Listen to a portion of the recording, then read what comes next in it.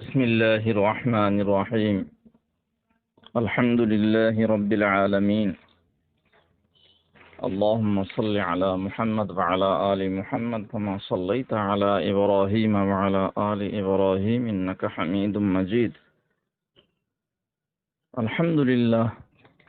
یہ علم اسلامی حفظان صحت کا 5واں باب ہے، ورزش اور ہر عضو کی تندرستی کو برقرار رکھنا۔ ورزش کھیل کود کے اندر بھی ہے اور مستقل ورزش ایک فن ہے جس کی کئی قسمیں ہیں۔ کھیل اور کو عربی میں لعب بولتے ہیں۔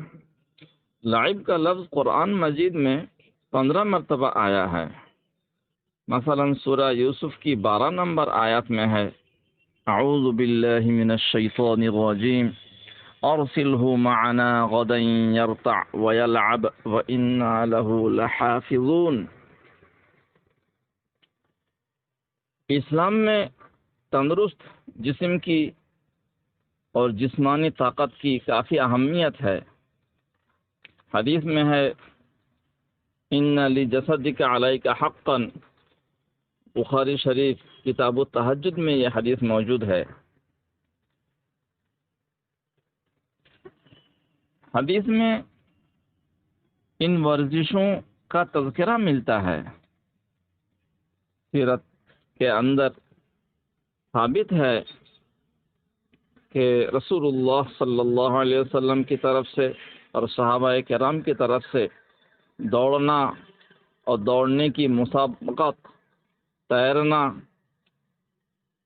تیر اندازی، کشتی، شاہ سواری، گھوڑے پر سوار ہونا اور شاہ سواری کی مسابقت، نیزہ حربہ لے کر کھیلنا، مصایفہ، سیف اور تلوار چلانے کی مشق کرنا، یہ حدیثوں سے ثابت ہے۔ یہ ساری قسمیں ثابت ہیں۔ تفصیلات تفسیر اور حدیث کی کتابوں میں موجود ہیں۔ اللہ جل جلالہ کا فرمان ہے، اعوذ باللہ من الشیطان الرجیم لقد كان لكم في رسول الله أسوة حسنة لمن كان يرجو الله واليوم الآخر وذكر الله كثيرا۔ تم سب کے لیے، یعنی جو اللہ جل جلالہ کی امید رکھے، آخرت کے دن اور آخری دن قیامت کو مانے اور یقین رکھے، ایسے لوگوں کے لیے رسول اللہ صلی اللہ علیہ وسلم کی سیرت طیبہ میں بہترین نمونہ ہے۔ اور ایسے آدمی بہت زیادہ اللہ کا ذکر بھی کرتے ہیں۔ تو تم سب کے لیے، تم سب کون ہو؟ تمہارے اندر یہ 3 صفتیں ہونی چاہیے۔ ایک تو اللہ جل جلالہ پر بھروسہ، قیامت کا پر یقین اور کثرت ذکر۔ ایسے لوگوں کے لیے سیرت طیبہ میں، سیرت نبویہ میں سبق ہے اور نمونہ ہے۔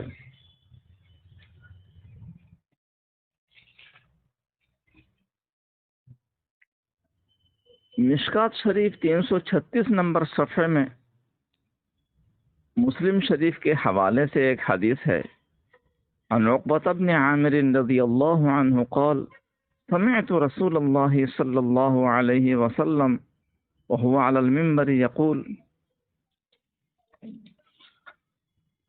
اعوذ باللہ من الشیطان الرجیم وَأَعِدُّوا لَهُم مَّا اسْتَطَعْتُم مِّن قُوَّةٍ وَمِن رِّبَاطِ الْخَيْلِ تُرْهِبُونَ بِهِ عَدُوَّ اللَّهِ وَعَدُوَّكُمْ وَآخَرِينَ مِن دُونِهِمْ لَا تَعْلَمُونَهُمْ اللَّهُ يَعْلَمُهُمْ وَمَا تُنفِقُوا مِن شَيْءٍ فِي سَبِيلِ اللَّهِ يُوَفَّ إِلَيْكُمْ وَأَنتُمْ لَا تُظْلَمُونَ۔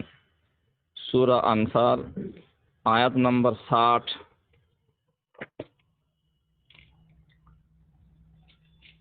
مشکات شریف 336 نمبر صفحے میں اس آیات شریف کو پڑھنے کے بعد رسول اللہ صلی اللہ علیہ وسلم نے اپنی حدیث مبارک میں یہ ارشاد فرمایا، الا ان القوۃ الرمی، الا ان القوۃ الرمی، الا ان القوۃ الرمی۔ قرآن مجید میں جس قوت کی تیاری کا حکم دیا گیا ہے وہ ہے تیر اندازی۔ اس قوت سے مراد تیر اندازی ہے، اس قوت سے مراد تیر اندازی ہے۔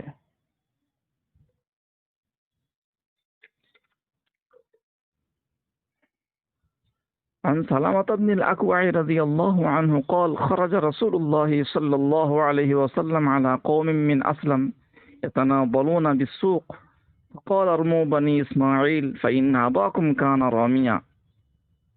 رسول اللہ صلی اللہ علیہ وسلم قبیلہ اسلم کے کچھ لوگوں کے پاس سے گزرے جو لوگ بازار میں تیر اندازی کی مشق کر رہے تھے۔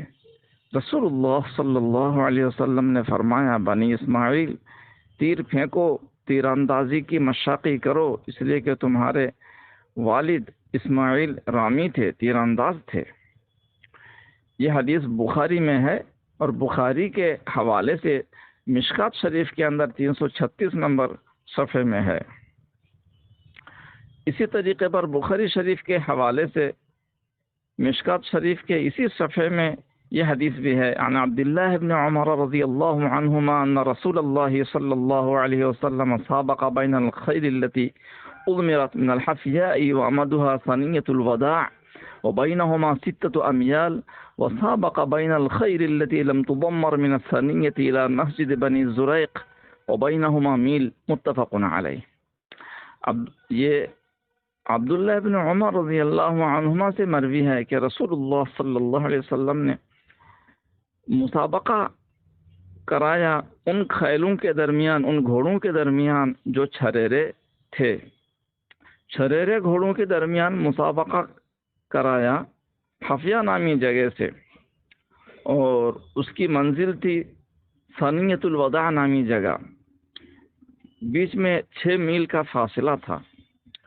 اور چھریرے گھوڑے نہیں ہیں، عام گھوڑوں کے درمیان بھی مسابقہ کرایا۔ ثنیۃ الوداع سے مسجد بنی زریق تک درمیانی مسافت تقریباً 1 میل کی تھی۔ اسی طریقے سے مشکات شریف 337 نمبر صفحے میں ایک حدیث ہے، حضرت عقبہ بن عامر رضی اللہ عنہ سے مرفوع روایت، رسول اللہ صلی اللہ علیہ وسلم نے فرمایا، ارموا وارکبوا وان ترموا احب الی من ان ترکبوا كل شيء يلهو به الرجل باطل الا رميه بقوسه تأديبه فرسه وملاعبته امرأته فإنهن من الحق، رواه الترمذي وابن ماجه وزاد ابو داود والدارمي، ومن ترك الرمي بعدما علمه رغبة عنه فإنه نعمة تركها او قال كفرها۔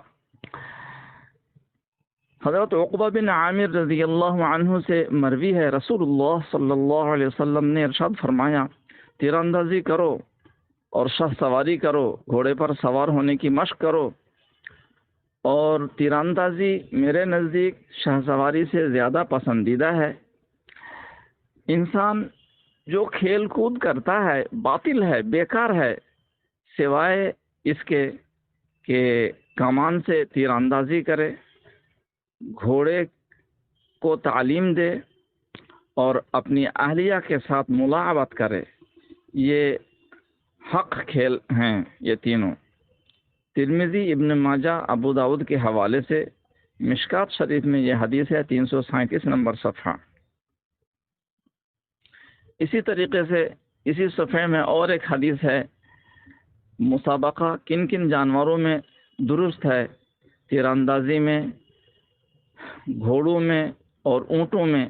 اس کی حدیث بھی یہاں پر موجود ہے، عن ابی ہریرہ رضی اللہ عنہ قال قال رسول اللہ صلی اللہ علیہ وسلم لا سبق الا فی نصل او خف او حافر، رواہ الترمذی و ابو داود والنسائی۔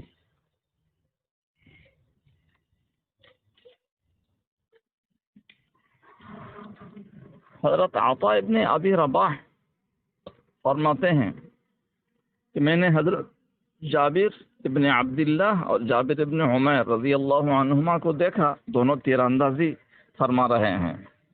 ان میں سے ایک بیٹھ گئے، دوسرے نے کہا سست پڑ گئے کیا؟ میں نے رسول اللہ صلی اللہ علیہ وسلم سے یہ حدیث سنی کہ ذکر اللہ کے بغیر جو بھی چیز ہو وہ بیکار ہے، لہو ہے، سہو ہے، سوائے چار چیزوں کے: ایک تیر اندازی کرنا، دوسری چیز گھوڑے کو تعلیم دینا، گھوڑے کی تعلیم و تربیت، تیسری چیز اہلیہ کے ساتھ ملاعبت، چوتھی چیز تیرنا۔ اس حدیث کو امام طبرانی نے المعجم الاوسط میں بیان فرمایا، جلد نمبر 9 صفحہ نمبر 69، حدیث نمبر 8143۔ مجمع الزوائد میں یہ حدیث ہے، جلد نمبر 5 269۔ اسی معنی میں مستدرک حاکم میں بھی حدیث موجود ہے۔ عن ابی ہریرہ رضی اللہ عنہ ان رسول اللہ صلی اللہ علیہ وسلم قال كل شيء من لهب الدنيا باطل الا ثلاثة: انتظالك بقوسك، وتأديبك فرسك، وملاعبتك اهلك، فإنهن من الحق۔ صحیح على شرط مسلم، یہ حدیث مستدرک حاکم میں ہے۔ اسی طریقے پر رسول اللہ صلی اللہ علیہ وسلم انصار کے لڑکوں کو سامنے لانے کا حکم فرماتے تھے۔ سال میں ایک مرتبہ معجم طبرانی میں معجم کبیر کے اندر موجود ہے کہ رسول اللہ صلی اللہ علیہ وسلم انصار کے لڑکوں کو سامنے لانے کا حکم فرماتے تھے۔ ان میں سے جو لڑکا بالغ ہوتا تھا اسے جماعتوں میں بھیجتے تھے۔ یہ حدیث بھی طبرانی کی المعجم الکبیر میں موجود ہے، جلد نمبر 7 صفحہ نمبر 211، حدیث نمبر 6749۔ یہ حدیث مستدرک حاکم میں ہے، جلد نمبر 2 صفحہ نمبر 60۔ بیہقی کی السنن الکبریٰ میں یہ حدیث موجود ہے، جلد نمبر 1 صفحہ نمبر 31، حدیث نمبر 19760۔ ان حدیثوں کی روشنی میں معلوم ہوا کہ ورزش سنت ہے۔ باقی ورزشوں کی قسمیں ہیں۔ خالی ہاتھ ورزش کرنا زیادہ مناسب ہے، آسان ہے، خاص طور سے دوڑنا اور تیرنا۔ دوڑنے اور تیرنے کے لیے کسی استاد مربی کی ضرورت نہیں ہے۔ باقی جو دوسری ورزشیں ہیں خاص ٹریننگ یافتہ تجربہ کار مربی استاد کی ضرورت ہے۔ مثلا آنکھوں کی ورزش ہے، ہاتھوں کی ورزش ہے، انگلیوں کی ورزش ہے، پاؤں کی، ٹانگوں کی ورزش ہے، پیٹ اور پیٹھ کی بھی ورزش ہے تاکہ پیٹھ مضبوط ہو، اور پیٹ کی ورزش کا فائدہ یہ ہے کہ ایسیڈیٹی اور بدہضمی نہ ہو۔ گردن کی ورزش ہے کہ گردن میں درد نہ ہو۔ مگر ان خاص ورزشیں اسی وقت ہم کر سکتے ہیں جب کوئی تجربہ کار مربی استاد کی نگرانی میں ہم کریں۔ باقی یوگا بولتے ہیں جسے، ہمارے انڈیا میں ایک ورزش ہے۔ یوگا کر سکتے ہیں سوائے ان قسموں کے جن قسموں میں کافی عجیب و غریب حرکتیں ہیں، یا سر نیچے کرنا ہوتا ہے، پاؤں اوپر کو اٹھانا ہوتا ہے، اس سے نقصان ہو جاتا ہے۔ خالی ہاتھ ورزش زیادہ مناسب ہے۔ پھر بھی یہ ڈنڈ پیلنا، اٹھک بیٹھک کرنا مناسب ہے، مگر حد سے زیادہ نہ ہو۔ حد سے زیادہ اگر ہو تو دل کا دھڑکنا، جسم کا کانپنا، یہ سب بیماریاں آ جاتی ہیں۔ اس لیے ورزش حد کے اندر ہونا چاہیے، اور ورزش سے پہلے کی تیاری ہونی چاہیے کہ آدمی لنگوٹ بھی باندھے، اور مرد کے لیے زیادہ ضروری ہے لنگوٹ باندھنا، جانگیا پہننا، بائک پہننا جو ٹائٹ جانگیا ہوتا ہے کھلاڑی لوگ پہنتے ہیں۔ اسی طریقے سے ورزش سے پہلے غور کرنا چاہیے پیٹ زیادہ بھرا ہوا نہ ہو، کم از کم کوئی کھانا کھا چکا ہے آدمی تو 3 گھنٹہ پہلے کم از کم کھا چکا ہو۔ ورزش سے پہلے کافی مقدار میں پانی پینا چاہیے۔ ورزش کرنے کے وقت بولنا، منہ سے سانس لینا مضر ہے، ناک ہی سے سانس لے۔ اسی طریقے پر ورزش کے بعد آرام کرے، کھاتے کھاتے پیتے پیتے ورزش نہ کرے، اور مناسب جگہ میں ورزش کرے۔ اور ہمارے جو بھائی کشتی لڑتے ہیں ان سے بھی ہم استفادہ کر سکتے ہیں۔ اور ورزش سے پہلے تیل ملنا بہت مفید ہے، سرسوں کا تیل، کڑوا تیل استعمال کرنا بہت مفید ہے، بلکہ پورا فائدہ ہوتا ہے، ورنہ ان جوڑوں میں درد ہونے کا خطرہ ہے اور ورزش کا پورا فائدہ نہیں ہوتا ہے۔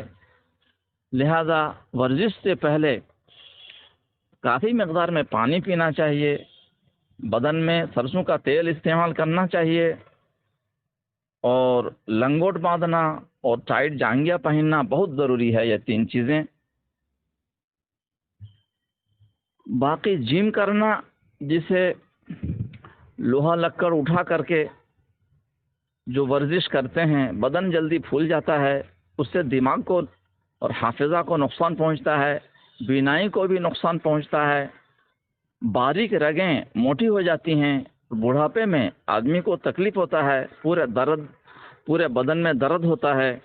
اس لیے وہ ورزش نہ کرنا ہی مناسب ہے۔ جسم بہت زیادہ پھول جاتا ہے، پھر بڑھاپے میں تکلیف ہوتی ہے۔ ہر ورزش کرنے سے پہلے نیت اچھی ہونی چاہیے، تاکہ ہم ورزش کی لائن سے بھی نیکی کما سکیں، اس لیے کہ ہمارا مقصد آخرت ہے، دنیا نہیں ہے۔ انما الاعمال بالنیات۔